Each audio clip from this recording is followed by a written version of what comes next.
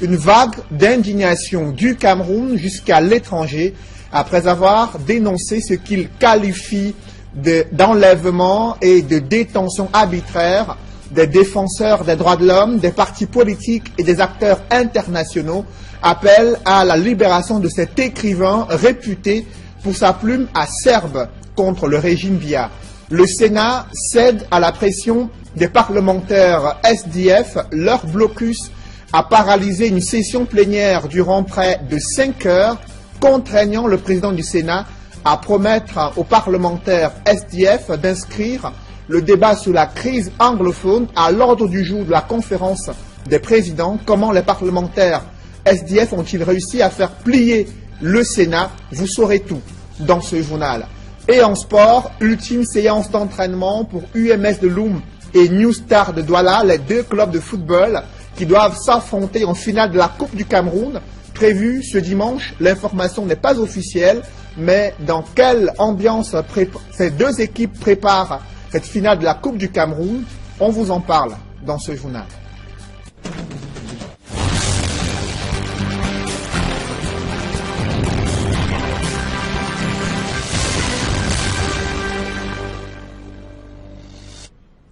Merci de suivre cette édition complète de l'information sur Equinox Télévision. D'abord, cet hommage de la nation camerounaise à ces valeureux soldats et fonctionnaires de police victimes des attaques perpétrées par des terroristes sécessionnistes anglophones. Hommage rendu à Buea dans la région du Sud-Ouest. Le ministre délégué à la présidente de la République chargé de la Défense, Joseph Betty Assoma, le délégué général à la Sûreté nationale, Martin Barga-Guélé, sont allés présenter les condoléances du chef de l'État aux familles durement éprouvées, familles de ces 6 soldats et fonctionnaires de police camerounais. Le ministre Joseph Betty Assoma a réaffirmé la volonté du gouvernement à préserver l'intégrité territoriale du Cameroun et à lutter contre ces terroristes sécessionnistes anglophones. Des médailles ont été décernées à titre posthume à ces 6 éléments des forces de défense, 4 éléments des forces de défense et 2 fonctionnaires de police victimes d'attaques perpétrées par des terroristes sécessionnistes anglophones. Je vous le disais en titre, un célèbre écrivain camerounais à la plume acerbe contre le régime Biya est placé en garde à vue à la police judiciaire à Yaoundé et accusé d'outrage au président de la République selon son avocat. L'arrestation de Patrice Nganan suscite une vague d'indignation à travers le monde. L'on note qu'il y a des écrivains qui ont décidé d'émettre des pétitions pour demander la libération immédiate de Patrice Nganan. Également, un réseau de défenseurs des droits humains qui estime qu'il a été victime d'un enlèvement et d'une détention arbitraire qui ne respecte pas les normes en la matière du Code de procédure pénale et des normes en matière de droit international. Des précisions avec Warren Zede et Donald Brice Kamgan. Mercredi dernier que Patrice Nganan a été interpellé à l'aéroport international de Douala. L'activiste prenait la destination de Harare au Zimbabwe. Son collaborateur Gérard Kusu l'a accompagné pour l'occasion. Il a enregistré normalement et on s'est dit au revoir, il est parti. Et normalement il devait faire Douala-Nairobi, Nairobi-Harare. Il devait arriver à Harare vers 23h30. Donc à 6h30 du matin, son épouse m'appelle pour me dire qu'il n'est jamais arrivé et qu'elle avait déjà appelé Kenya Airways pour dire qu'elle n'avait pas embarqué. Donc moi aussi je me suis rendu à Kenya Airways qui a confirmé l'information. L'universitaire, reconnu pour son verbe rarement tendre envers le régime de Yaoundé, serait en détention à la division de la police judiciaire. Un kidnapping pour le réseau des défenseurs des droits humains en Afrique centrale qui souligne que l'enseignant d'université établi aux États-Unis est arrêté en violation des textes nationaux et internationaux en matière d'interpellation et de garde à vue. C'est une violation flagrante, n'est-ce pas, de tous les instruments ratifiés, internationaux, régionaux, ratifiés par, n'est-ce pas, le Cameroun, et même une violation flagrante, n'est-ce pas, du Code de procédure pénale que nous avons nous-mêmes adopté ici dans notre pays. Le REDAC exige la relaxe sans condition du Grand Prix de la littérature d'Afrique noire en 2003. Si les autorités camerounaises restent muettes sur les motifs de l'interpellation de Patrice Nganan, Beaucoup évoquent entre autres une tribune au vitriol publiée sur le site de Jeune Afrique et signée de l'écrivain prolixe, texte dans lequel l'auteur d'Autant de chiens doute de la capacité du gouvernement camerounais à régler la crise dans le nord-ouest et le sud-ouest, région dans laquelle l'activiste vient de passer un séjour de plus d'1 mois.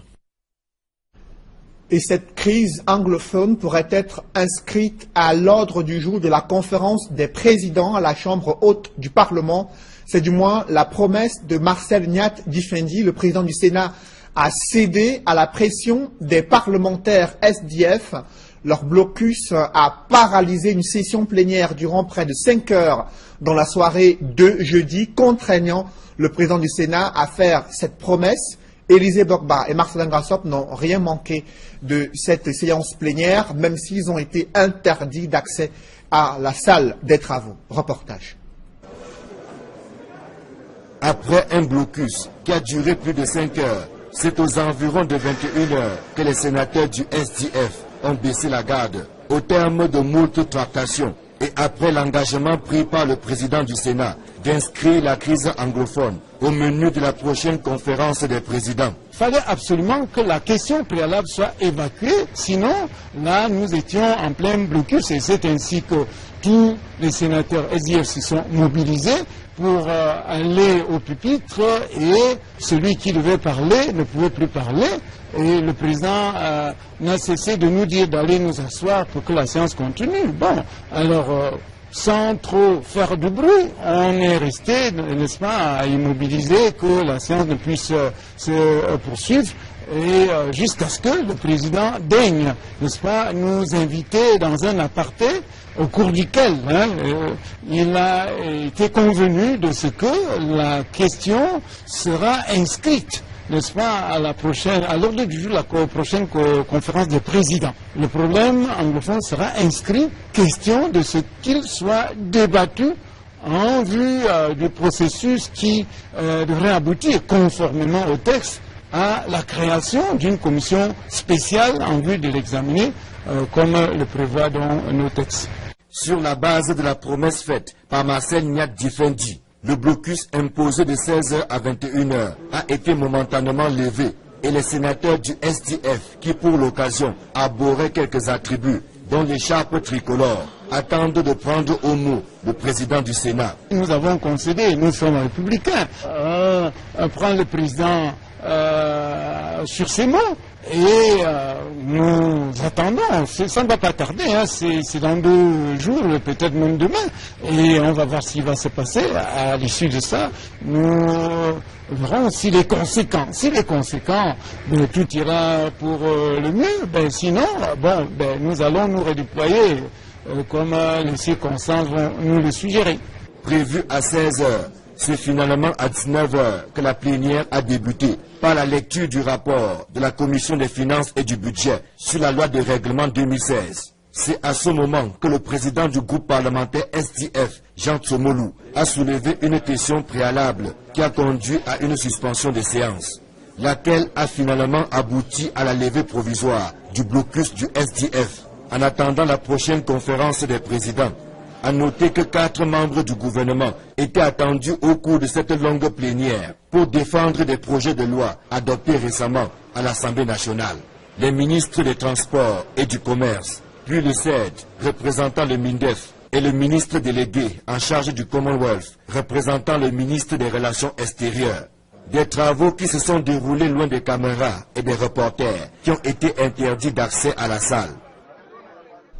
Cette crise socio-politique anglophone préoccupe également l'Union des populations du Cameroun.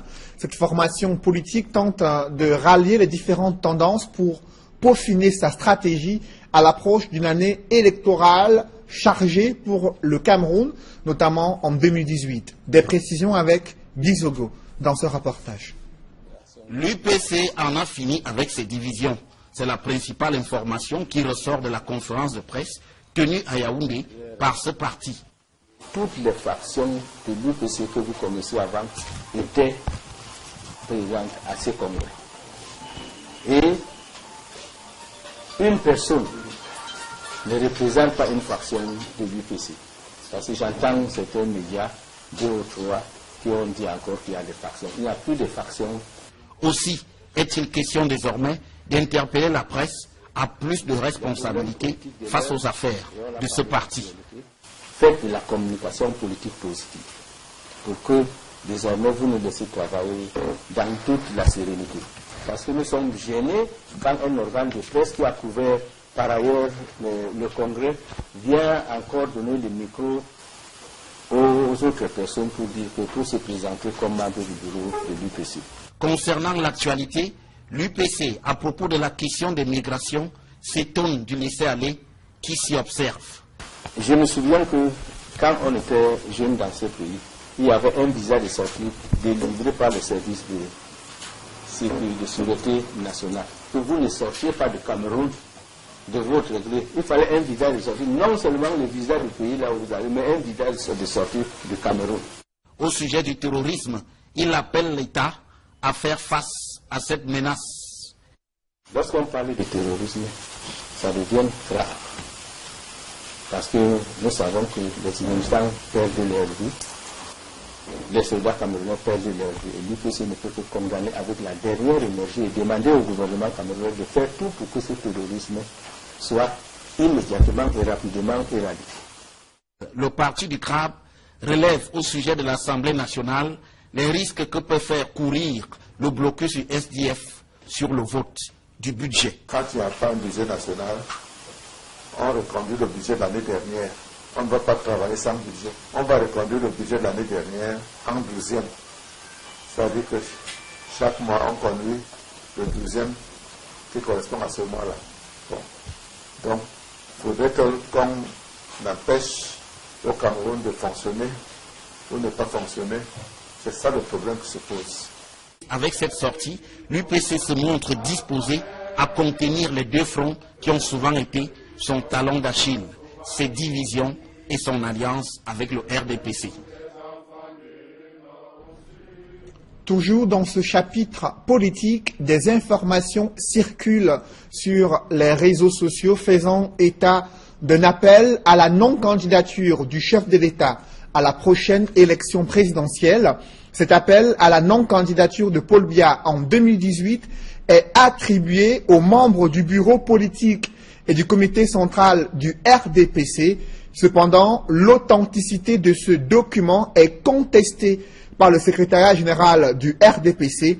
Selon un communiqué signé du secrétaire à la communication, c'est une campagne de désinformation, de manipulation et de tentative de déstabilisation orchestrée pour saper le moral des Camerounais, selon un communiqué signé du secrétaire à la communication, Jacques Pham Ndongo, secrétaire à la communication du RDPC. À quelques semaines des fêtes de fin d'année, la spirale des incendies surgit à nouveau dans les espaces marchands situés à Douala. Des flammes ont ravagé près d'une vingtaine de boutiques au marché Bonamoussadi dans le 5e arrondissement de Douala. Les dégâts matériels pourraient être évalués à des centaines de millions de francs CFA, un véritable coup dur pour les commerçants sinistrés. Reportage Equa Claude, Mitterrand Dame et Julienne Berthe-Bissaille.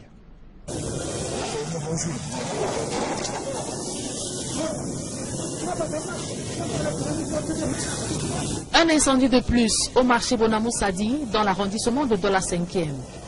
Les flammes se sont déclarées aux premières heures de ce vendredi 8 décembre 2017 et l'alerte a été donnée. J'ai été informé par téléphone. Nous avons été informés par téléphone qu'il y a un incendie au marché de Bonamoussadi et nous y sommes allés. Sur les lieux, les sapeurs-pompiers s'activent. La maîtrise des flammes n'est pas facile. Selon des témoins, l'incendie a ravagé plusieurs commerces du rayon boucherie, faisant d'énormes pertes. Toute une boutique avec des machines à l'intérieur, toute une boucherie à l'entrée, tout s'est brûlé. Tout s'est brûlé. La boucherie a tout brûlé. Il y avait le hachoir, les machines allumées, tout le matériel du travail. Tout le matériel. D'une valeur au moins de 4 à 5 millions de francs. Les propriétaires, impuissants face à la furie des flammes, déplorent le mutisme de la structure en charge de la distribution de l'énergie électrique face au matériel défectueux. Nous déplorons quand même l'action de Néo. Voici un câble, ça c'est mon câble. C'est pourri depuis. J'ai appelé le 80. Je suis allé à Bonamoussadi. Je suis allé à leur pompe depuis 3 mois. Le câble est tout pourri. Ils n'ont jamais rien fait. Ils ont envoyé un service pour contrôler, ils ont vu. Les commerçants qui passent là encore. Vraiment, un Néo, nous ne comprenons pas. Même si les dégâts matériels s'évaluent à des millions de francs CFA, les causes réelles restent encore à déterminer. Cette série noire des incendies vécus dans les espaces marchands remet au goût du jour des dysfonctionnements liés aux mauvaises installations électriques intérieures, ce qui expose les Camerounais à un risque élevé d'incendie. Des experts en sécurité incendie déplorent le laxisme des pouvoirs publics pour veiller à la conformité des installations électriques intérieures. François Dikoumé et Julingue Nyondé. Il ne se passe plus un mois, voire une semaine, sans qu'un incendie ait été enregistré dans la ville de Douala. Le cas le plus récent est cet énième incendie survenu ce 8 décembre 2017 au marché de Bonamoussadi, dans l'arrondissement de Douala 5e. Un incendie de plus, voire de trop, qui est décrypté par des experts en sécurité électrique. Désiré Nancy en fait partie. Rendu sur le lieu du sinistre, il affirme que l'incident a été causé par plusieurs facteurs. Il y a Eneo qui est fournisseur, il y a les installations électriques intérieures qui dépendent des propriétaires de boutiques. Il faut savoir que même si le retour de l'énergie est peut-être une raison, mais le fait que les installations électriques intérieures soient mal faites, ça facilite la propagation du feu. Les responsabilités sont donc partagées, selon cet expert en sécurité électrique. Lui, qui précise que l'État devrait s'impliquer dans le combat contre les incendies, en analysant en profondeur les origines du phénomène. Les installations électriques intérieures ne sont pas de bonne qualité. Et ça, il faut très rapidement que l'État mette en place le contrôle obligatoire des installations électriques intérieures. Et on se bat depuis bientôt 3 ans. On ne sait pas pourquoi c'est toujours bloqué, mais il faut vraiment qu'on y arrive. Et en attendant, il faut peut-être qu'au niveau de la communauté urbaine, au niveau des mairies, qu'il y ait des campagnes de sensibilisation. C'est-à-dire qu'il faut attirer l'attention des uns et des autres, que l'électricité c'est quelque chose de très grave et qu'il faut avoir des gens qui sont spécialisés pour travailler sur ces installations-là. L'expert en sécurité électrique précise également que les bouches d'incendie qu'on retrouvait dans les différents espaces marchands de la capitale économique devraient être ravitaillées en eau pour une intervention d'urgence en cas de sinistre. Dans le reste de l'actualité, le dialogue social tel qu'initié au Cameroun peine à apporter des réponses concrètes aux revendications des travailleurs prises en tenaille entre des patrons capitalistes et un gouvernement peu soucieux de la protection sociale des travailleurs. Des syndicats n'ont pas manqué de dénoncer les limites du dialogue social camerounais lors d'une rencontre avec le directeur général du Bureau international du travail en séjour au Cameroun, Emmanuel Diop et Guy Zogo. Pour la première fois, le directeur général du Bureau international du travail, BIT, séjourne au Cameroun. Après les premiers échanges avec les autorités camerounaises, il indique placer le dialogue social au cœur des préoccupations de l'organisation qu'il dirige. Nous donnons beaucoup d'importance à le dialogue social et je pense qu'il est important aussi d'avancer le dialogue social dans ce pays pour pouvoir arriver à réaliser toutes les ambitions de développement de ce pays. Sur le terrain au Cameroun, les avis sont très partagés sur cette question. Le dialogue social au Cameroun n'a pas encore atteint son niveau qu'il peut participer au développement de ce pays. Ce qui fait que de plus en plus les travailleurs ne sont pas suivis, malgré que le gouvernement nous appelle ça et là pour pouvoir donner nos avis, mais ce ne sont que nos avis, on ne prend pas nos avis en compte.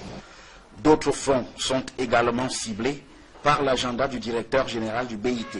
Ainsi, cette visite est l'occasion du lancement du rapport pour la protection sociale dans le monde pour la période 2017-2019.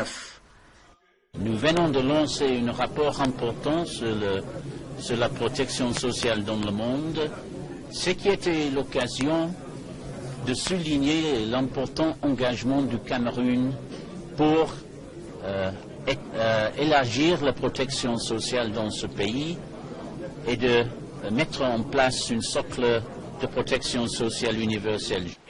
Le directeur général du BIT, qui séjourne au Cameroun jusqu'au 10 décembre, a également dans son programme des entretiens avec les employeurs et les organisations des salariés. De quoi faire un vaste tour d'horizon de la... BCG serait-elle liée à une tension de trésorerie au Cameroun? Le ministre de la Santé publique vient en effet de révéler que le chef de l'État a autorisé le déblocage d'1 milliard de francs CFA pour l'approvisionnement du pays en vaccins BCG. Pourtant, il y a 2 jours, le même ministre de la Santé publique avait fait savoir dans un communiqué que la rupture du vaccin BCG était due à un engagement des commandes dans le circuit international des approvisionnements. Sa version des faits a changé 2 jours plus tard. C'est à coup sûr l'ultime séance d'entraînement de ces 2 clubs, UMS de Loum et New Star de Douala, prêts à s'affronter pour la finale de la Coupe du Cameroun prévue dimanche prochain. L'information n'est pas encore officielle, mais l'on note une mobilisation des autorités sportives, des membres du gouvernement pour peaufiner les derniers réglages. Reportage Élisée Borba et Ike Cyril. Un chant de ralliement pour mettre ses poulains dans le bain. C'est que pour le coach de New Star de Douala, la finale de ce dimanche n'est pas un match comme les autres. Une finale n'est jamais normale. Elle a ce qu'elle a de connotation, c'est que c'est une finale. Elle peut être une finale de beignets, elle peut être une finale de rachid. Puis quand il y a le chef de l'État, elle devient autre chose. Non, il y a tout un arsenal qui se met autour. Sauf que nous avons un gros souci, c'est celui de ne pas être décevant devant le public. C'est celui de faire quelque chose de très important à cette finale-là. Vous savez, une finale a quelque chose de particulier. C'est qu'à la fin, on retient le vainqueur. Malgré tout ce qu'on fait à la fin, on retient le vainqueur. On souhaite l'être, même si on sait qu'on a en face de nous une grosse machine. En stage depuis plusieurs semaines, New Star de Douala met la dernière main à la pâte au stade militaire de Yaoundé. Merci pour les nouvelles étoiles. La finale revêt un caractère particulier. Côté UMS de Loum, en revanche, le match de ce dimanche n'est pas si spécial que ça. Beaucoup plus souvent à tête maintenant parce que sur le terrain, nous avons déjà tout donné. Maintenant, il est question, n'est-ce pas, de les faire comprendre que ça reste un match comme tout autre match parce que s'ils entrent dans trop de pression, cette pression va pouvoir inhiber la qualité du jeu. Donc il faut tout faire pour les faire comprendre que c'est un match comme tous les autres, quoi que ça se joue devant le président de la République. UMS de Loum et New Star de Douala disputent chacun la 2e finale de Coupe du Cameroun de son histoire. Si UMS a fait d'un coup d'essai un coup de maître en remportant le trophée en 2015, New Star de Douala, pour sa part, a loupé sa première tentative en 2012. Entre UMS de Loum et New Star de Douala, qui remportera cette finale de la Coupe du Cameroun? Si la rencontre venait à être confirmée pour dimanche prochain, cette question sera abordée au cours de l'émission Horizon Sport à suivre sur Equinox Télévision ce soir, émission présentée par Hervé Kemier. Mais juste avant, le plus grand rendez-vous de l'économie sur Equinox Télévision, tendance économique qui évoque la problématique de la jeunesse africaine sur le continent africain. Vous suivrez cette émission juste après ce journal. Mesdames, Messieurs, merci d'avoir suivi cette édition du 20h. Restez sur Equinox Télévision.